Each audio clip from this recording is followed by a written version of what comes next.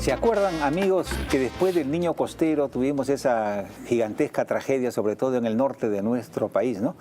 Y el gobierno con bombos y platillos nombró a un amigo nuestro, ¿no? Al cual estimamos, a Pablo de la Flor, ¿no? Pablo, y nosotros dijimos, no se alegren mucho ni le revienten muchos cohetes, porque trabajar sobre un Estado inecto, sobrecargado, por más capaz que sea un hombre, va a ser muy difícil que pueda hacer viable una solución real, ¿no? Y eso es exactamente lo que pasó, ¿no? Es decir, las lluvias se han vuelto a comenzar y no se ha avanzado absolutamente nada, ¿no? Lo cual nos pinta un poco la ineficiencia ya histórica del Estado peruano, ¿no?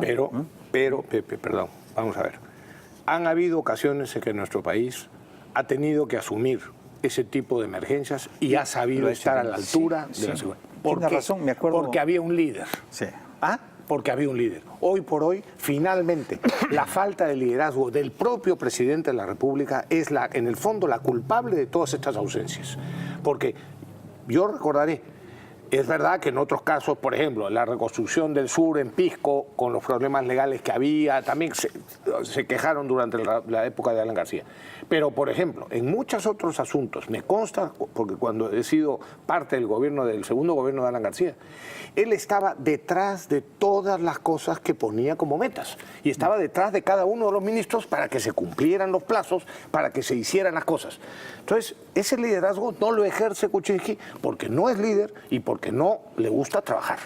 Sí, pues mira tú ahora, miles de familias de Chosica que viven en quebradas y en los cauces de los ríos, ¿no? Se oponen a ser reubicados y dicen que no se moverán de ninguna manera, ¿no? Aún más, han bloqueado carreteras, ¿no? Y le exigen al gobierno central la construcción de obras de prevención. Imagínate tú. ¿Qué hacemos? Bueno, pero con un gobierno que se deja chantajear por todo el mundo, evidentemente esta gente sabe que cuando se ponen duros el gobierno cede. Así que vas a ver, ojalá que me equivoque, pero vas a ver cómo van a terminar cediendo y van a construirle defensas, manteniéndolos a ellos en los cauces de los ríos, cosa que es totalmente absurdo. Ahora, esta particularidad de la gente que vive en zonas de riesgo y no se quiere mover, no solamente es un caso peruano, ¿eh? Sucede en muchas partes. ¿eh?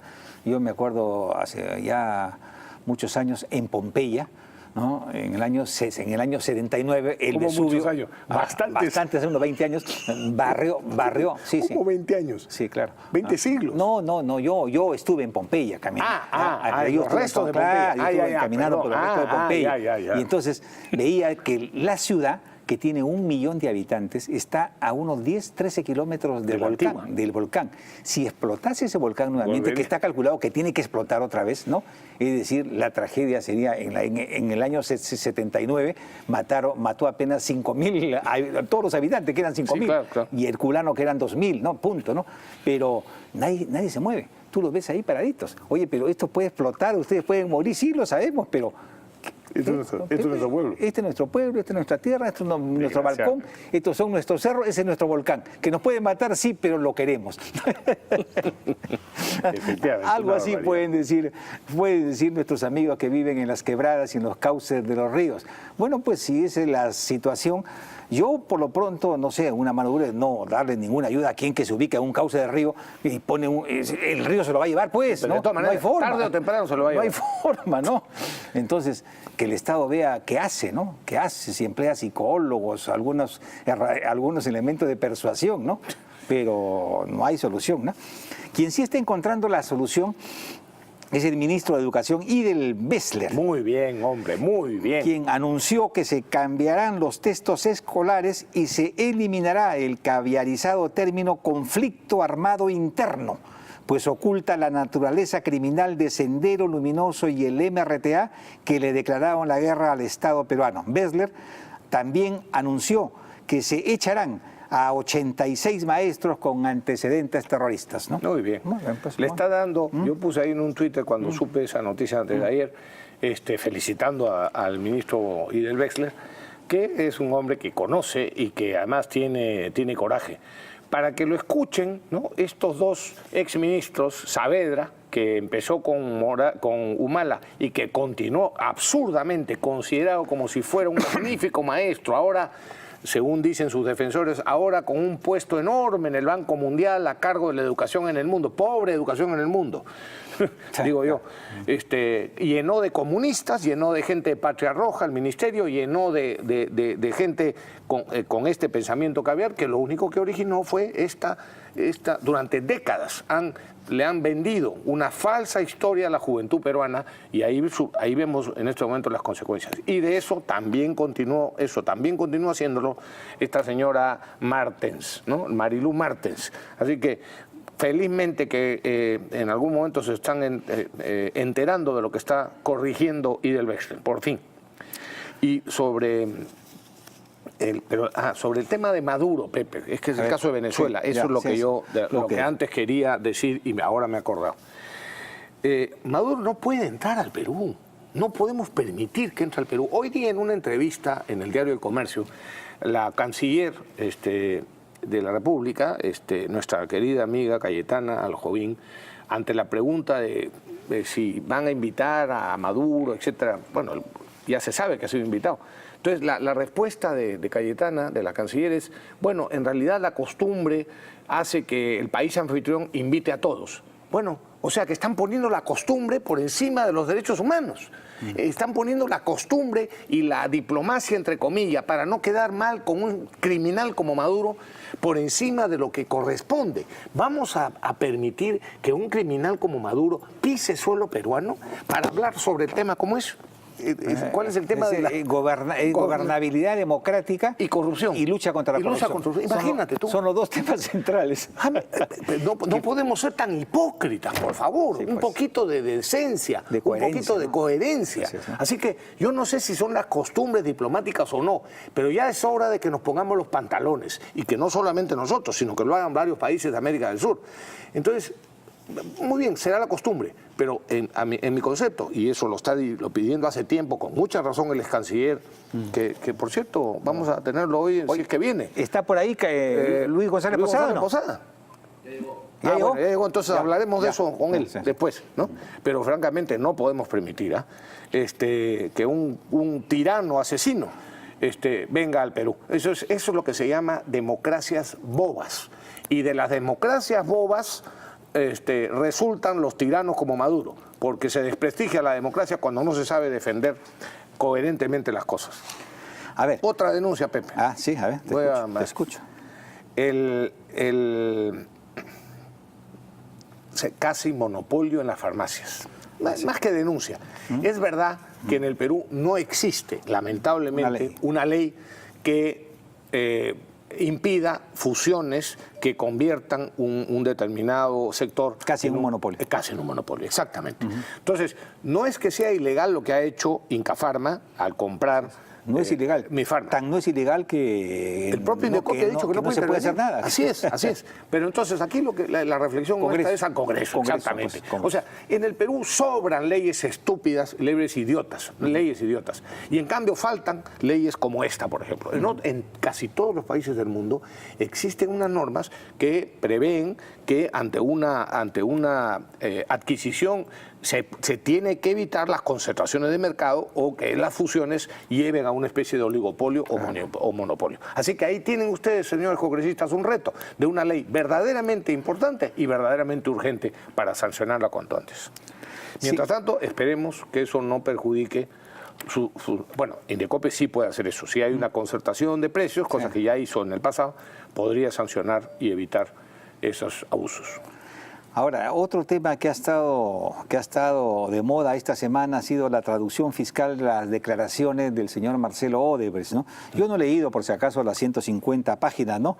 Pero nuestro productor Luis Ángel sí lo ha hecho, ¿no? Y él nos dice que tras leerlo no se puede sostener lo que los medios de prensa afirmaron. Marcelo afirma. Marcelo concluye, ¿no? Salvo lo de Humala, que sí efectivamente afirma que le facilitaron los 3 millones y que él lo autorizó, ¿no? En todos los demás casos expresa dudas, deducciones, creencias, ¿no? Por ejemplo, en la página 103 declara, él, por barata, nunca me dijo, Marcelo, arreglé esa coima. Él no me decía eso. Lo que yo sabía es que se hacían pagos no contabilizados. Eso es lo que yo sabía, nada más. No sé a quién se le dio, pero deduzco que eso se hacía con todos los candidatos. Deduzco que eso se hacía con todos los candidatos. Que es muy diferente a lo que publicó y aquí El Comercio en primera plana. El Comercio en primera plana y ha mantenido a pesar de las evidencias en contrario. Hoy mismo el Comercio editorializa para defenderse justamente sobre eso, ¿no? Como diciendo, el Comercio nunca mintió. No, señores, es muy bonito escribir un editorial como el que ustedes han escrito y han publicado hoy día para defender la falsedad que ustedes publicaron en primera plana. No se trata, en este caso, de defender a Keiko o de defender a Humala o de defender a PPK. Se trata simplemente de que los medios de comunicación no pueden afirmar algo que no está afirmado por la persona que supuestamente lo dijo. Y el diario de Comercio editorializa hoy día para tratar de demostrar que no mintió en una noticia pasada. Es que está en juego su credibilidad. Me permito decirle al Comercio que su credibilidad ya está fundamentadamente, además, por los sueldos. Pero porque el Comercio, cuando se equivoca o cuando miente sobre algo o cuando calumnia sobre alguien, sobre algo, y se demuestra su error o su falsedad, nunca, fíjense lo que digo, amigos, nunca ha rectificado, nunca. Y eso no es propio del periodismo. Yo me recuerda justamente uno de los accionistas del periodismo, don Luis Miro Quesada, que decía del periodismo que podía ser el más noble, la más noble de las profesiones o el más vil de los oficios. Quienes hoy ejercen, algunos de los que hoy ejercen periodismo en el Comercio o en el Grupo de Comercio, creo que muchas veces están ejerciendo el más vil de los oficios. Y acá también el resumen me dice, según Marcelo Odebrecht, el apunte en su libreta, aumentar Keiko para 500, no es más que una indicación. Exacto. No es más que una indicación de un posible pago. No sé si Barata lo llevó a cabo, con lo cual se demuestra lo que estás diciendo, que el diario El Comercio y sus satélites mintieron alevosamente, escandalosamente y, por supuesto, no se disculparán. A ti te inventaron una entrevista. Así es. Y se negaron a rectificar. Ya lo he contado aquí, pero lo vuelvo a contar rápidamente. A mí, personalmente, o sea, eso no es contado por otros. En la época del Congreso, en el Congreso Constituyente, me inventaron una entrevista con preguntas y con respuestas. Nunca me entrevistaron, yo estaba de viaje y me la publicaron como si me hubieran preguntado y como si yo hubiera respondido lo que publicaron en la entonces sección sin confirmar. O sea, un periódico que tenía, ya no felizmente, en parte pues, con las críticas que les hice en su momento, tenía una sección que decía sin confirmar. O sea, aquí va lo que se me ocurra, no importa, porque nosotros no lo hemos confirmado, ¿no? Fíjate la irresponsabilidad. Con esto concluyo. La verdadera noticia, ¿no?, que sabían el IDL, el Comercio y otros más, es esta que no la quisieron contar. Es lo que dice Marcelo Odebrecht, que explica que el proyecto Gasoducto Sur de Humala era absolutamente ineficaz, que no servía para nada, era una imposición de Humala y no tenía ningún sentido, ¿no? ¿Y saben cuánto nos iban a cobrar? 7.328 millones de dólares. Se iban a levantar 7.328. Esta era la noticia. La noticia titular, ¿no? Por supuesto. Pero así son, pues. Así son. Así son de malditos en el Perú. Vamos a una pausa y regresamos con el ex canciller Luis González Posada. Con el ilustre doctor Luis González Posada. Muy bien.